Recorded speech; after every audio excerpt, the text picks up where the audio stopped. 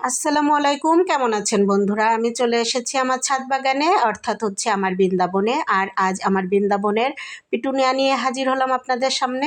যদিও অনেকবার হাজির হয়েছে পিটুনিয়া নিয়ে, তারপরেও আর কি করব, আপনাদেরকে দেখাতে ভালো লাগে, ভিডিও করতে ভালো লাগে, তাই বারবার শেয়ার করি। বিরক্ত হলে দুঃখিত।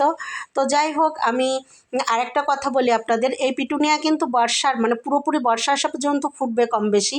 আর যদি বর্ষা পর্যন্ত ফুল পেতে চান আর বেশি বেশি ফুল পেতে চান, তাহলে এই যে আমার এখানে দেখুন কি পরিমাণে ফুল ফুটেছে। এভাবেই যদি ফুল পেতে চান, অবশ্যই পুরাতন ফুল একটু ডাঁটি সহ কেটে ফেলে দিতে হবে।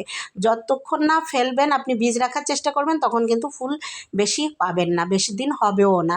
এই জন্য এই পিটুনের একটু যত্ন করলে কিন্তু আমরা পুরো বর্ষা পর্যন্তই কম বেশি ফুল পেতে পারি।